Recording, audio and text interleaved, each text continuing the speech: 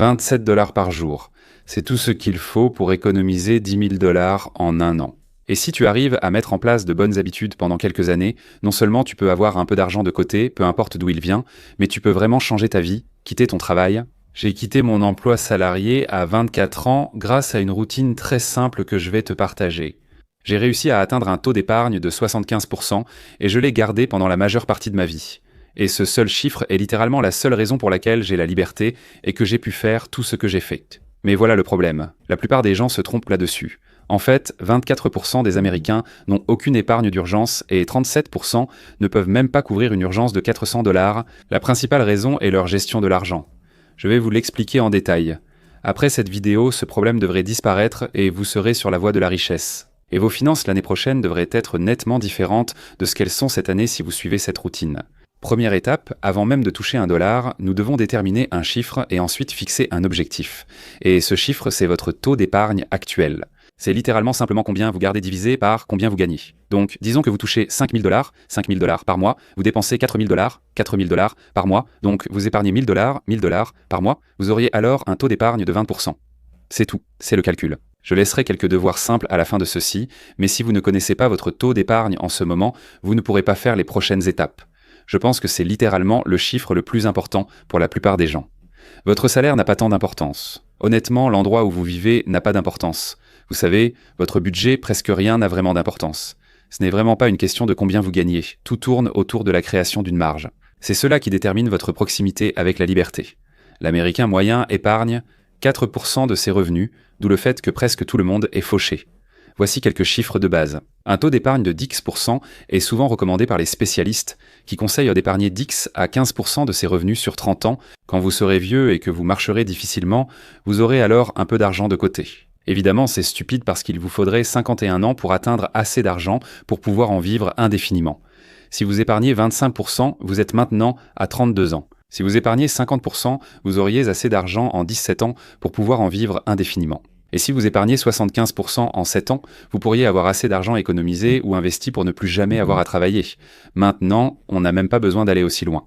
Tout cela est basé sur ce qu'on appelle la règle des 4%, où vous investissez assez d'argent, disons $1 million, pour pouvoir retirer $40 000 par an, soit 4% de cette somme, et vous n'auriez plus jamais besoin de travailler. Mais puisque ce n'est pas le but, c'est en quelque sorte le système que j'ai utilisé pour y arriver beaucoup plus rapidement que ces méthodes conventionnelles, avec beaucoup moins d'argent, parce que je n'ai jamais gagné beaucoup d'argent. Je nettoyais des bureaux et perdais de l'argent comme agent immobilier quand j'ai pu démissionner, mais pas parce que je gagnais beaucoup. J'avais de bons systèmes et j'ai suivi les étapes dont je vais parler. Je n'ai pas grandi avec de l'argent.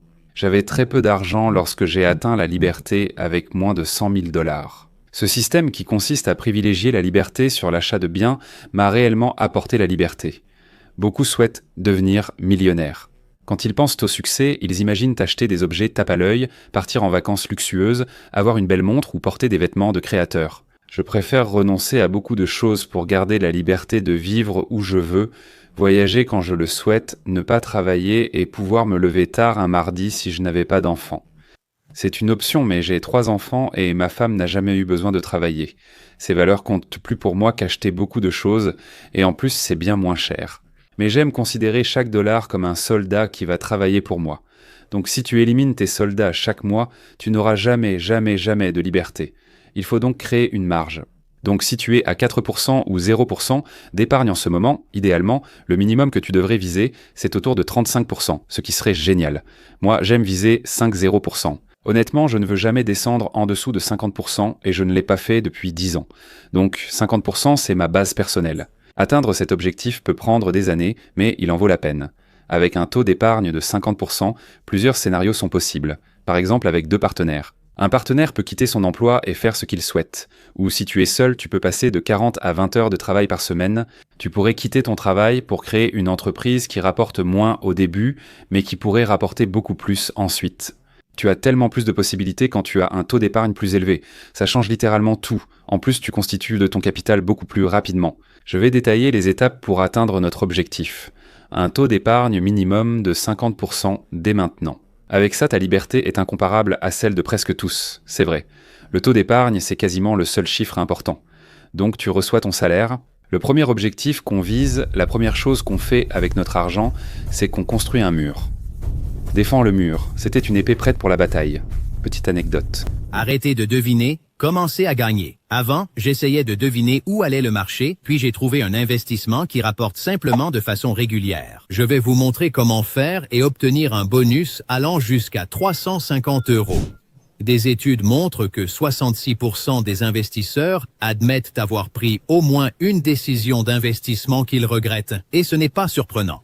Lorsque vous investissez en bourse, vous devez constamment prévoir et prendre des décisions. Acheter, vendre, attendre, réagir aux nouvelles. Le problème, c'est que quand de l'argent est en jeu, l'émotion intervient, on réagit émotionnellement. Et investir ainsi mène presque toujours à des pertes. C'est pourquoi j'ai toujours cherché un moyen d'investir sans être collé au marché.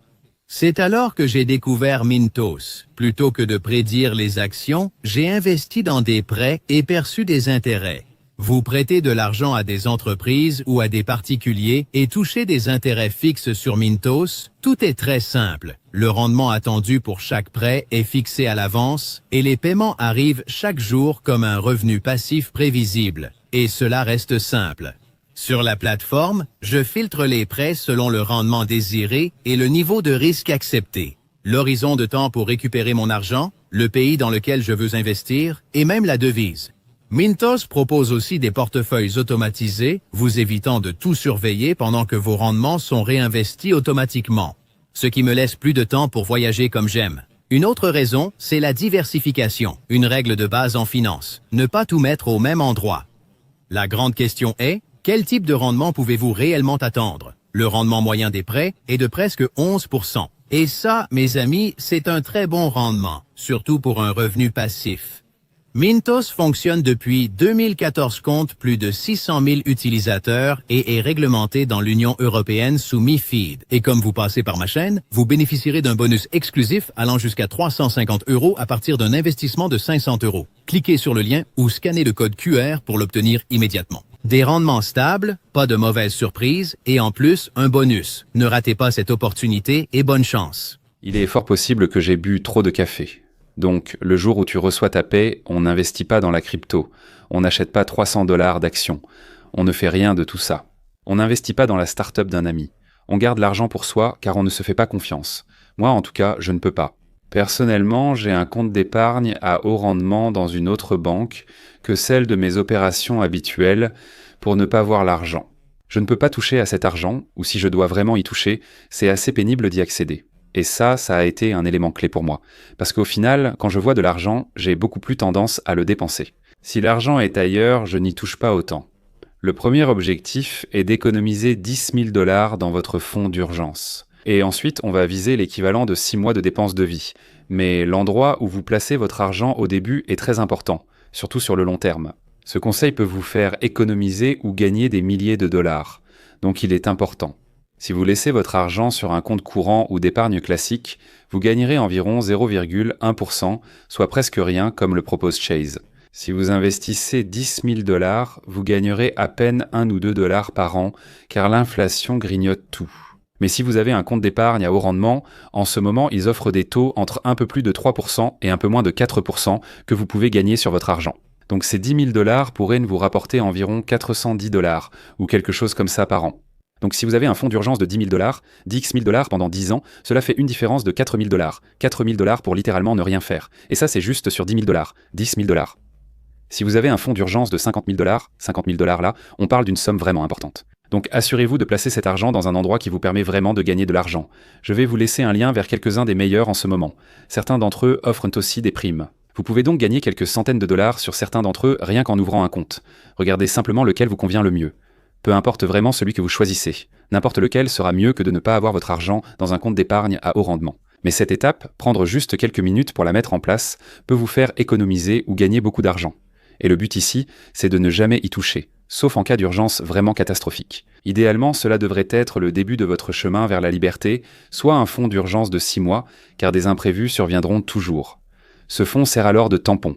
Cela vous évite d'être impacté dans votre vie et vous permet de saisir des opportunités grâce à une stabilité financière et une solution de repli.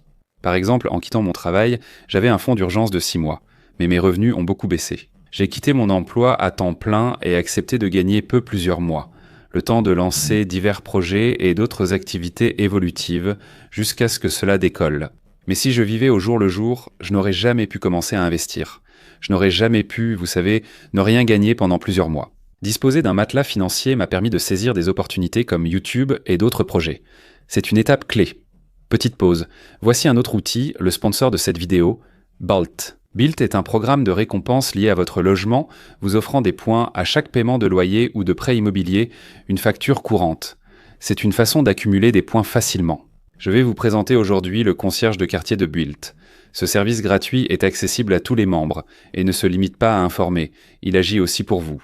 Vous pouvez demander au concierge de quartier de payer votre loyer ou votre prêt immobilier, de réserver une table dans un restaurant du quartier, de programmer un trajet, de réserver un cours de sport, de réserver un vol ou un hôtel, voire même d'organiser la livraison de vos courses. Il est relié à plus de 45 000 partenaires dans tout le pays.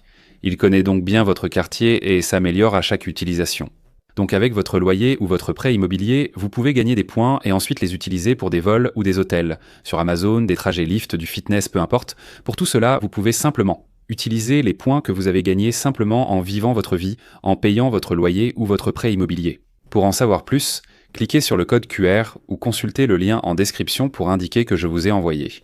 Merci à Bilt pour le sponsoring de cette vidéo. La quatrième étape est d'investir dans des actifs rentables. Après avoir économisé 10 000, il est idéal d'avoir un fonds d'urgence couvrant 3 à 6 mois, 6 étant préférable. Et ensuite, nous allons passer à des actifs générateurs de revenus. Maintenant, c'est là que je pense que presque toutes les autres vidéos sur le salaire vont vous dire de maximiser votre 401k, votre Roth IRA et tout ça. Mais ma philosophie est un peu différente. Bien sûr, fais ce que tu veux, même brûler ton argent sur le perron. Ça m'est égal. Mais si tu investis dans des comptes de retraite, tu ne pourras probablement pas toucher à cet argent avant d'avoir 59 ans et demi ou 65 ans, peu importe. Et mon objectif, c'était d'avoir la liberté à 24 ans. Si j'avais tout placé en compte de retraite, je travaillerais encore aujourd'hui, ce que je ne veux pas. Mon but est d'être libre dans 5 ans. Donc les comptes de retraite, même si j'y investis encore un peu, c'est littéralement la dernière chose que je fais. C'est vraiment tout en bas de ma liste de priorités. C'est simplement de l'argent supplémentaire dont je peux me passer pendant 30 ans, il sera utile plus tard, mais pour l'instant je prends des mesures radicales pour obtenir ma liberté. Ce n'est donc pas une priorité pour moi. Cela dépend de vous, mais je n'aborderai même pas ce sujet. Je vais plutôt investir dans quelque chose qui me rapporte chaque mois, généralement 2 options. Ce sera une petite entreprise, ce qui paraît le plus réaliste pour la plupart des gens. Si vous êtes ce genre de personne, si vous voulez simplement travailler pendant les 30 prochaines années, encore une fois, les comptes de retraite sont probablement la prochaine chose dans laquelle vous devriez investir. Mais pour moi, investir dans un type d'entreprise, j'ai commencé à aller à des séminaires YouTube. J'ai commencé à acheter du matériel pour ça, des ordinateurs portables et tout ce qu'il fallait. Et en réalité, la plupart de ces choses ne coûtent même pas si cher que ça. Mais même si vous pouvez simplement apprendre une compétence pour gagner plus d'argent et que vous pouvez investir, disons, 5 000 $, et que vous pouvez apprendre une compétence, puis obtenir un emploi qui vous paie 10 000 $ de plus par an, même si vous travaillez toujours. C'est un bien meilleur retour sur investissement immédiat que d'investir 5 000 $ en bourse, où vous gagneriez 500 $ par an contre 10 000 $ de plus ici. Pour la plupart des gens, apprendre une compétence qui leur rapportera plus d'argent, que ce soit pour leur propre entreprise, pour du travail en freelance, ou simplement pour acquérir des compétences afin de gagner plus d'argent maintenant, cela aura généralement un impact plus important pour la plupart des gens que l'épargne retraite, et cela peut vous rapporter immédiatement. Vous pouvez aussi essayer le house hacking. J'ai acheté mon premier bien locatif à 22 ans après avoir rempli mon compte d'épargne à haut rendement jusqu'à avoir assez pour acheter un bien à louer. J'ai habité une unité, loué les autres, puis répété ce processus, ce qui m'a généré un revenu mensuel. Vous pouvez aussi investir dans de nouvelles compétences. Il y a donc beaucoup de produits en numérique, de contenu, ce genre de choses, dans lesquels j'ai aussi investi. Par exemple, je gère plusieurs chaînes qui me rapportent de l'argent, même si je n'ai rien publié ici depuis 7 mois. C'est un peu idiot. Je gagne encore des centaines, parfois des milliers de dollars par mois avec cette chaîne, sans rien publier depuis 6 mois, car j'y ai investi. C'est un actif numérique. Mais au final, c'est un peu comme une aventure où tu choisis ton propre chemin. Je pense que beaucoup de gens veulent que quelqu'un leur dise quoi faire, mais chacun est différent. Les objectifs de chacun sont différents. Mais c'est là que tu obtiens vraiment la liberté. Donc, les choix t'appartiennent après ça. Tu travailles pour atteindre un taux d'épargne de 50%, tu as de l'argent mis de côté pour ton fonds d'urgence. Tu le remplis complètement. Et ensuite, en général, j'investis d'abord en moi-même de toutes les manières possibles. Livres, formations, séminaires, peut-être un ordinateur portable si j'en ai besoin. Tout ce genre de choses que je peux payer et qui peuvent me rapporter plus d'argent maintenant, ou qui en ont la possibilité. Ce sera la prochaine étape. Investir dans un compte titre, comme les actions, a toujours été la dernière chose que je fais. C'est juste que le retour sur investissement des compétences, du cerveau et du fait de pouvoir faire quelque chose que j'aime tout en étant très bien payé pour le faire, travailler là-dessus offre généralement un bien meilleur retour sur investissement que les actions. Mais il n'y a rien de mal avec les actions. Ces options peuvent te convenir à beaucoup de gens qui ne veulent pas avoir cette responsabilité, ce poids. Mais j'ai généralement constaté cette corrélation. Plus tu prends de risques sur toi-même, plus tu assumes de responsabilités, plus la récompense est grande, en choisissant la voie facile et en investissant. 15% par mois, tu ne sacrifies pas beaucoup, ni ne te mets la pression. Tu auras 1 million de dollars à la retraite, et c'est très bien. Je suis devenu millionnaire dans la vingtaine en assumant toute la pression, ce qui est selon moi une bien meilleure option. Passons aux 2 leviers nécessaires pour atteindre un taux d'épargne de 50%. Premier levier, gagner plus, comme vu précédemment. Deuxième levier, dépenser moins. Or, la plupart privilégient le premier et commencent à augmenter leurs revenus. Tu as une augmentation ou une prime, tu changes de travail, peu importe. Ensuite, ils dépensent aussitôt plus. Au final, ça ne les aide pas vraiment. L'objectif est soit de maintenir ou réduire tes dépenses quand tes revenus augmentent. Ainsi, tu peux augmenter ton taux d'épargne en laissant tes dépenses augmenter moins vite que tes revenus. Mais je pense que la hausse du train de vie est la principale raison qui empêche les gens d'atteindre un taux d'épargne proche de 50%. Ils continuent tout simplement à dépenser plus. Une fois que tu as déterminé ton taux d'épargne, tu dois t'assurer de l'automatiser. Disons que tu es à 4% en ce moment, ce qui est la moyenne de tout le monde, et tu te dis « Hey, je veux atteindre 10%. » Calcule ce que représente 10% de ton salaire net. Dès que l'argent arrive, fais-le automatiquement aller sur ce compte d'épargne à haut rendement. Ensuite, réfléchis à ce que tu veux en faire. Si tu manques d'argent en fin de mois, tu dois changer tes habitudes. J'aime littéralement me voler moi-même puis me forcer à livrer pour Uber Eats. Comme je dois trouver une solution parce que je n'ai pas assez d'argent pour payer mes factures. Et si tu es un minimum motivé à obtenir de la liberté, tu trouveras une solution. Tu dépenseras moins d'argent ou tu gagneras plus d'argent. Et ensuite, tu peux simplement augmenter ce montant et te forcer à trouver une solution. C'est une façon de prendre une décision une fois qui va t'obliger à aller jusqu'au bout. Une fois ton épargne et ton fonds d'urgence remplis, transfère le virement automatique sur un compte titre et laisse l'argent s'accumuler le temps de réfléchir à tes investissements. Le prélèvement automatique de cet argent avant le paiement des factures t'oblige à avancer vers tes objectifs. Ça t'oblige à t'offrir plus de liberté et ça t'oblige à être plus créatif, à faire en sorte que ton cerveau résolve ce problème. Soit tu dépenses ta rente trop, soit tu n'as pas assez d'argent. Et tu forces simplement ton cerveau à trouver la solution. Je lance un défi pour aider les gens à atteindre un taux d'épargne de 50% en personne. Si tu es intéressé, inscris-toi à ma newsletter ci-dessous. J'en parlerai dès que ce sera prêt. Je pense que ce sera top. Et si tu cherches des comptes d'épargne à haut rendement, il y a un lien vers certains d'entre eux ci-dessous. Ce sont parmi ceux qui rapportent le plus en ce moment. Va vraiment jeter un œil. Et on se retrouve la semaine prochaine.